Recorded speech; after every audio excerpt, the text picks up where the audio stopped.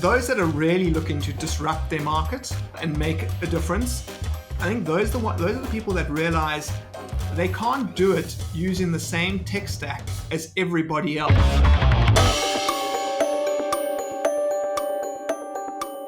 We've talked a lot about HubSpot moving upmarket over the last couple of years. As HubSpot has moved upmarket and our ecosystem has expanded, partners have often asked us to be as specific as possible.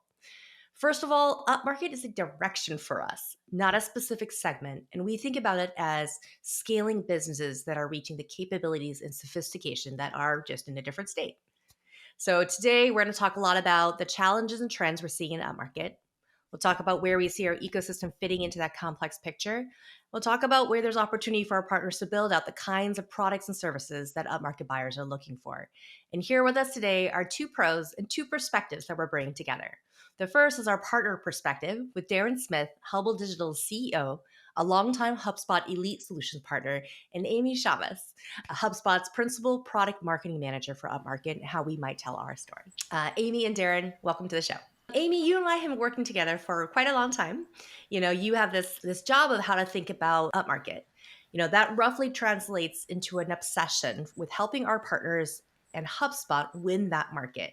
What does that mean to you? And can you give us a lay of the land? What are the trends that we're seeing? What do customers care about? But give us your take on upmarket. Yeah, thanks. It's a great question. So you mentioned it being an obsession. I think that's fairly apt. It's all I think about all day. And generally speaking, I sit in our product marketing org, which is fairly unique compared to the broad marketing org here at HubSpot. So I work as closely as possible with Karen, yourself, and the product org, and making sure we're doing a good job of translating what our product teams have already built, what our product teams are building, what our product teams are obsessed with into a narrative that makes sense and resonates both with our customer base and the install base, but also with our solution partners, folks like Hubble and our app partners. So I spend a lot of time thinking about gaps in our product roadmap where we need to continue to build, where, as you noted and foreshadowed, partners can fit in. But I also spend a ton of time thinking about what we've already built. And are we doing a good job talking about it and making sure that, generally speaking, the market understands how HubSpot can be leveraged upmarket and can be used as you continue to scale.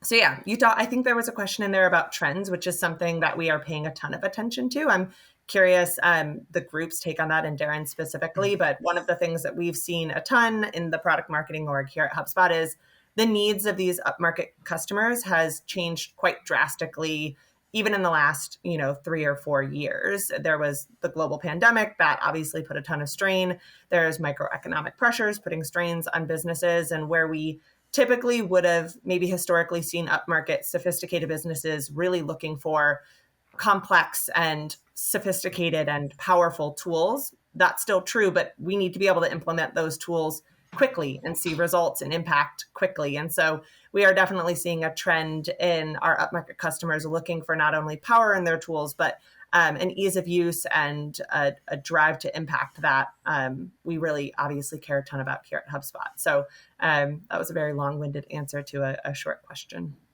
I love it. As the product owner aside for a lot of the upmarket features, something you said was you look for the gaps that the product needs to happen. So we partner a lot on that feedback. But the other one is you got to tell the story of what we're building. I often think, right, if a tree falls in the forest and nobody knows, did it fall? It did. But without that partnership and, talking about the roadmap, I think it's hard for us to tell our story. Yeah, absolutely. I think that's so true. Daryn, kind of building on that, right? You've been a HubSpot partner for a really long time. And as Hubble has kind of gone on this upmarket journey with us, I'm curious to dive deep there. If you can tell us a little bit about how have you kind of changed the business to go on this upmarket journey together with HubSpot? So, yeah, you're right. We started as a HubSpot partner back in 2012. And back then we were a marketing agency only. My background is in computer science, and we used to design marketing campaigns. But we always wanted to kind of highly personalize those marketing campaigns. And to personalize them, that required integrations into other systems. So instead of just sending an email that said hi first name, we would want an email that says, hey, you've just used your internet bundle and you've got 90% left. That means we have to integrate into some system that's tracking an ISP's kind of megabytes and whatever the customer's using. And so we started to become more and more and more technical. Then I think that kind of led us to the space of working with more complex customers, and generally upmarket customers have more complex requirements. So that was kind of the natural path that we started to go into it. But how the business has changed is, I think one of the most significant things is initially I had a team of marketers. Those marketers, HubSpot's so easy to use, so easy to configure. And so those marketers could operate HubSpot. They could add properties. It was there used to be two user types in HubSpot, like an admin and a user. Like that's it. So they would go in and do that type of stuff. But what we started to find as we started to work with bigger customers is those marketers thought that HubSpot could only do what it says on the box. And HubSpot can do so much more with the APIs, with the app marketplace, that type of thing. It can do so much more. It's just the foundation for a company to build upon. And then we had some of our people that, what we found is customers were saying, well, we know exactly when things are going to happen, if only things would happen. And we've identified those people are more project managers. And so what we ended up doing, one of the major changes, is we went from being an organization where a customer works with one person to deliver a HubSpot implementation to an environment where we have a project manager who has experience in IT project management, things like change control that needs to happen, things like building out risk registers. This is all time-consuming things. We have a solutions architect who has a computer science degree. So they don't see the boundaries that a marketer might see when they read what HubSpot does on the box. Then we've got a marketing consultant that does marketing. Obviously, growth is really important. And I think it's one of the differentiators in the HubSpot ecosystem when you look at some of the competitors where they are pure technical implementations. Because HubSpot comes from that marketing background, many of the partners think about growth and user adoption. And then last of all, we have a sales consultant. That sales consultant has actually built sales teams. So they can have a conversation with a VP of sales about quotas or team structure and that type of thing. Because in setting up HubSpot, most of the time, it's more about defining the processes and methodologies. Setting up HubSpot's easy. I mean, it's built to be easy. It's all the work that goes before that. So the business has changed dramatically from being this just marketer-centered kind of setup to this multi-team setup. And then, of course, supported with developers and all that type of thing.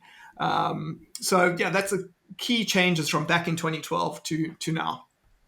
I love that. I love that journey and that evolution within Hubble to sort of, we talk about partners helping the platform do things we never thought possible. I absolutely think of Hubble when we think about that and everything that you've done to sort of extend the power of the platform and solve for customers in so many new ways. It's so cool.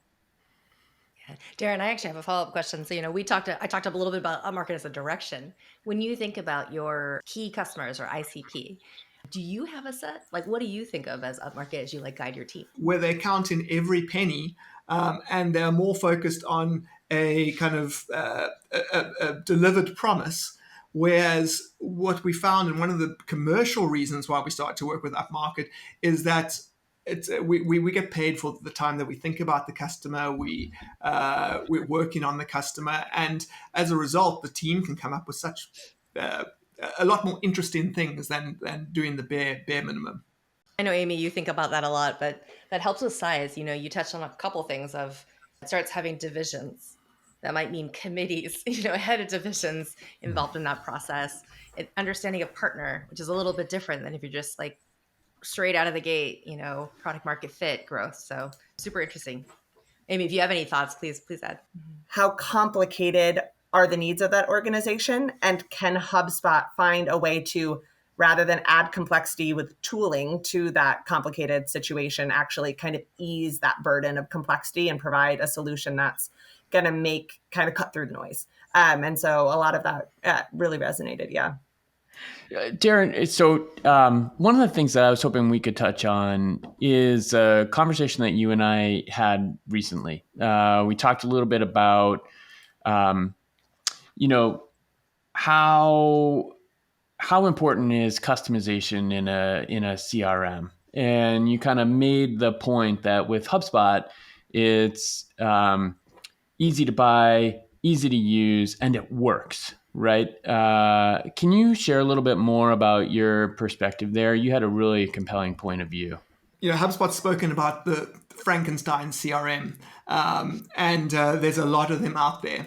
And one, they've been cobbled together with a bunch of different systems. So when we implement for a customer like that, there's always going to be integration requirements. These upmarket customers, the key thing in their business is they need to scale. So having even a small manual process could mean hiring an entire team, paying them salary, paying them benefits, having to take holidays, all that type of thing. Or you could invest in a piece of technology that connects that. Now, when you're working with a system that isn't built like HubSpot, that might mean building an integration 2 or 3 times, because you have to integrate.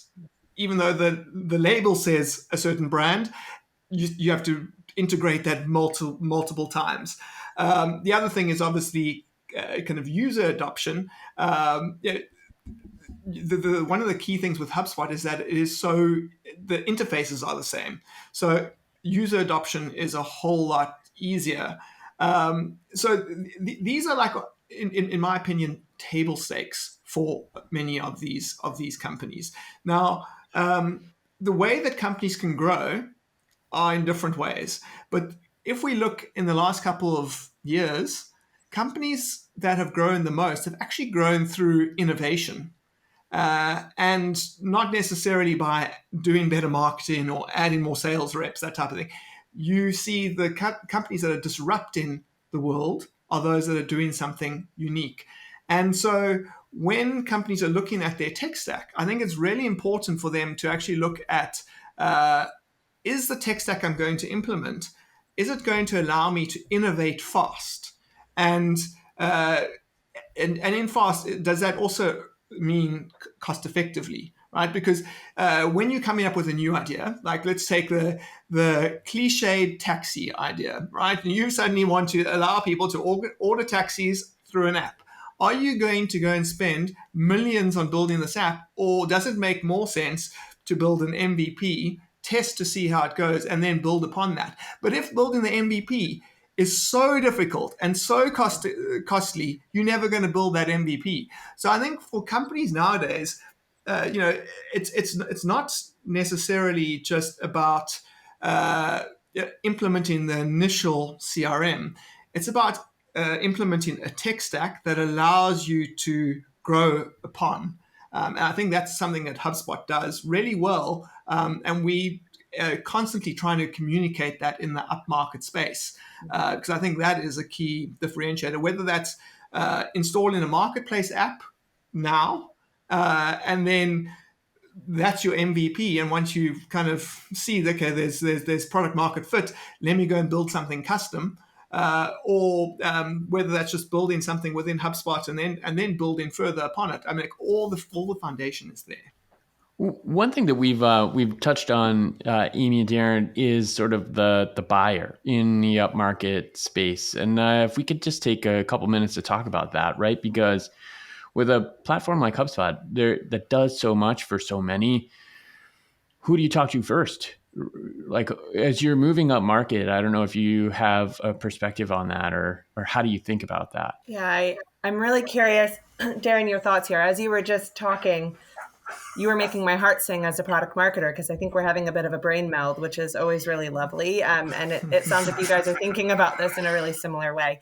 One of the things when it comes to the buyer that you just foreshadowed, and internally we talk about this as, the rise of the tech executive. We are definitely also seeing way more CIOs, CTOs, maybe even if you expand that a little bit, CROs involved and sort of leading that buying committee we were talking about earlier. And that role is really unique because they are incentivized to care about the global perspective of their business. So again, not just driving growth within a specific work stream or function like marketing or sales, but caring about employee retention, adoption of the tool, longevity of the tool. And those are really daunting goals to sort of understand when talking to that buyer, but it actually opens up a really wonderful conversation in terms of talking about a traditional platform compared to, as HubSpot might define itself, right, a customer platform, and caring about making sure you have a tech stack, Karen, to your point, that addresses all of those concerns and also sits at the center of that,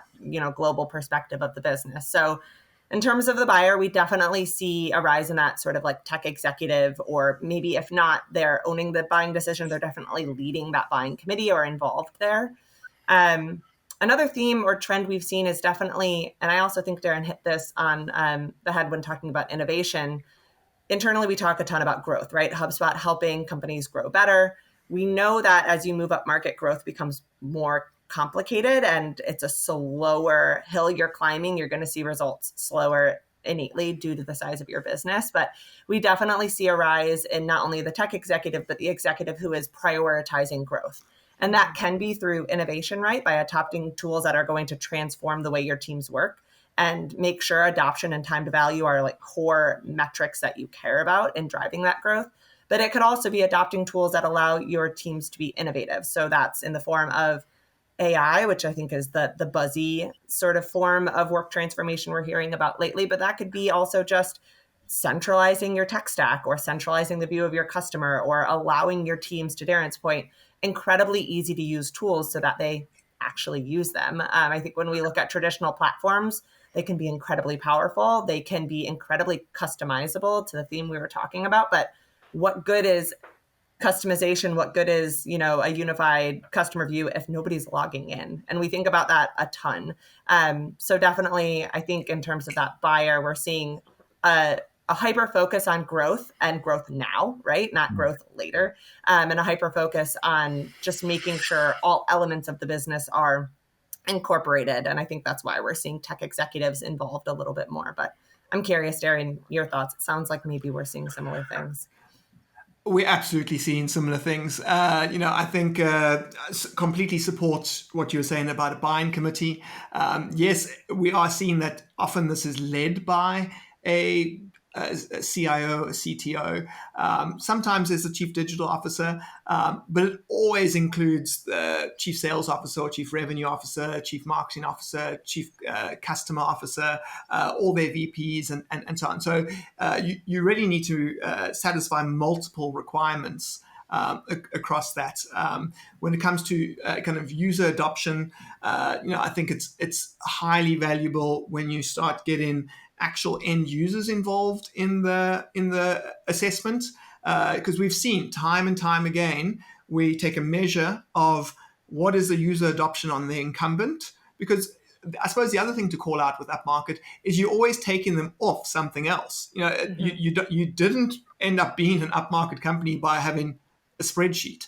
You've got something, so take a measure of how many people are actually using that solution now, and how many have found a workaround not to do it, which might actually just be buying like kind of John a box of chocolates once a quarter, so he updates all your deals. But there's multiple different solutions to avoid using the solution you meant to be using.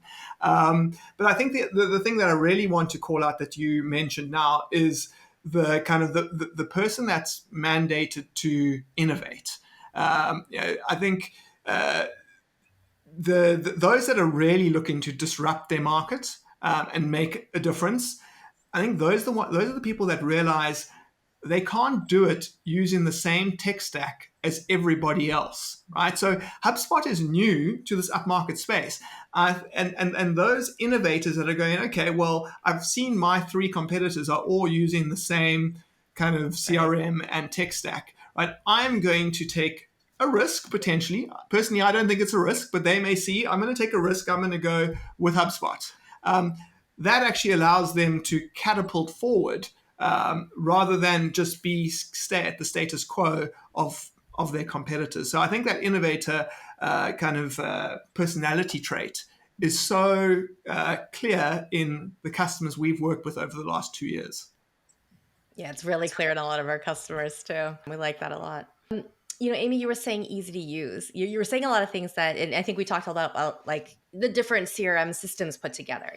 Part of our DNA is crafted, not cobbled, and it's also easy to use. Sometimes we get this perception that easy to use is not powerful, or you don't have the ability to customize and extend. Can you talk a little bit more about that? What are you seeing in terms of as we move up market?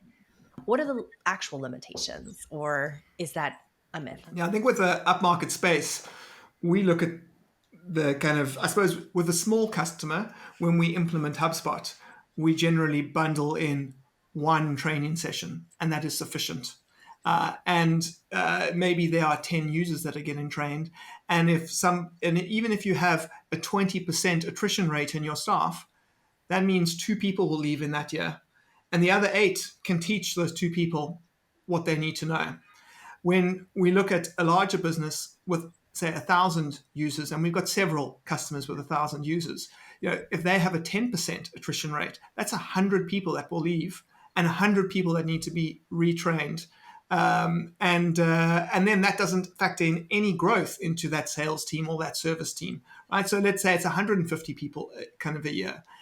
So there's a constant need for training, and not just training. When you look at change management can cover clinics, it can cover newsletters, it can cover coaching, and so we look at HubSpot is, yes, easy to use, but it's also, as you were saying earlier, Amy, there's so much that's launched every single month.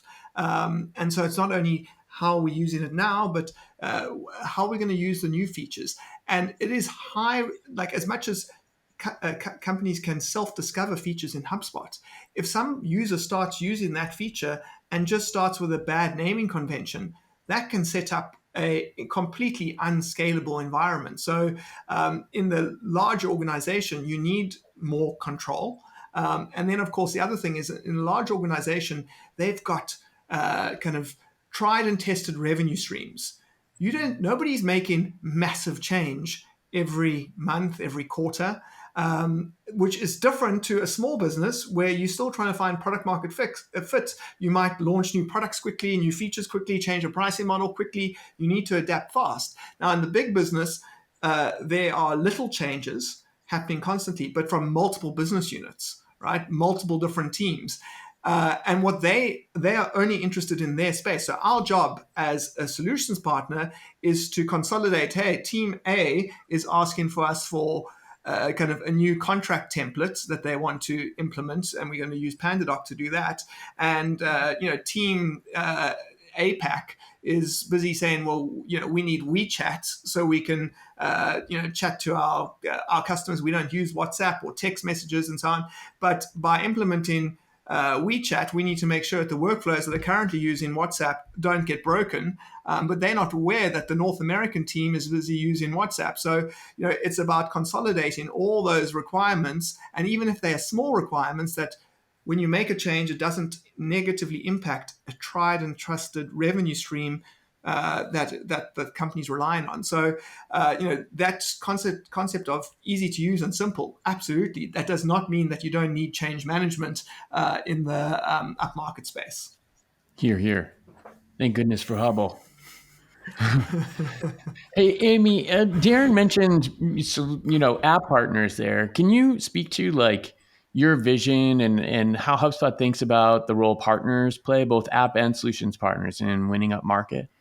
It's interesting, right? Because HubSpot, as you can definitely tell, and probably listening to myself and Daryn, we pride ourselves on being easy to use and allowing you to, drive fast results. And all of these things are incredibly powerful, and we do so by providing, right, a unified customer platform. But I think all of those promises of being easy, being fast, being unified only get accelerated when you involve a partner. And we think about that a ton here at HubSpot. So partners in my brain make HubSpot easier to use, faster to drive results, and more unified. And they do that by filling those gaps. Karen, you and I had talked about that a bit, but they provide specificity, they provide expertise, and they provide global oversight. And all of those things are incredibly important, right? If you are in a very niche vertical and you need vertical expertise, a partner is going to be great for that. If you have a very specific tech stack that you want to understand how it works together, a partner is going to be a really great fit for that. If you need somebody to help with change management and you are a large organization with a ton of users and you're growing globally and you need a regional expertise, a partner is going to be a great fit for that. They're really kind of, the use cases are endless.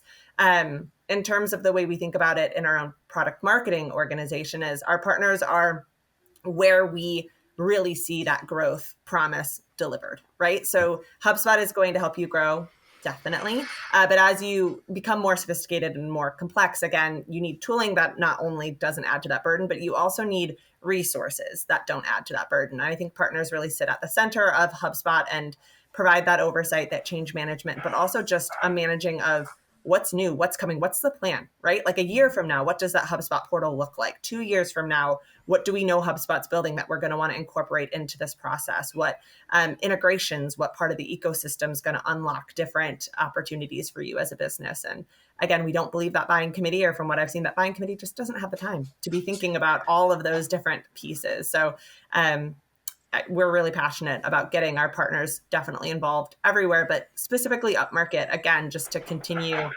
reducing some of that complexity that we know is burdening those folks and stopping them from making a decision. Quite frankly, we talked about, right, our upmarket customers tend to be fairly growth obsessed. If you think about the flip side of that coin, it's the types of businesses who are just sitting in a point of stagnation or not willing to take that risk or adopt the new tool or make the change, jump ship. And I think partners provide a definite level of confidence in making that change so that you can start growing faster.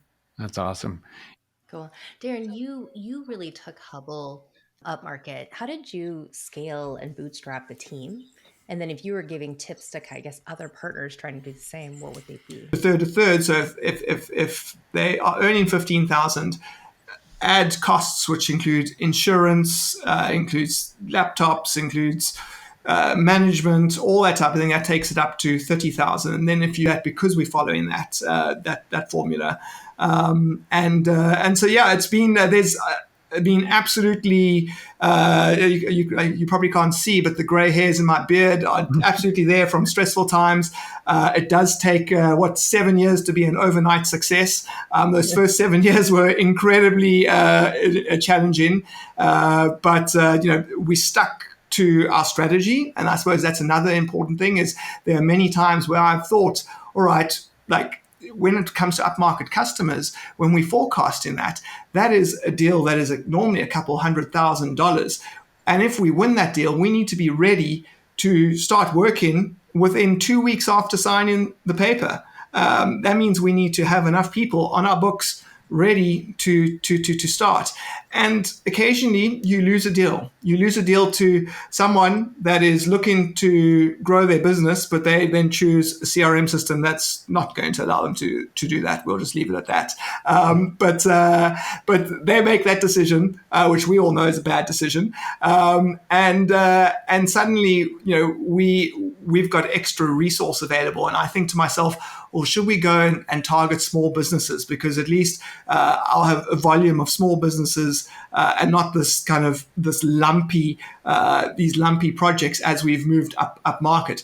But we decided over and over again, let's stick to our strategy. Let's invest in our methodologies, our frameworks, our people, and it's paid off in the end.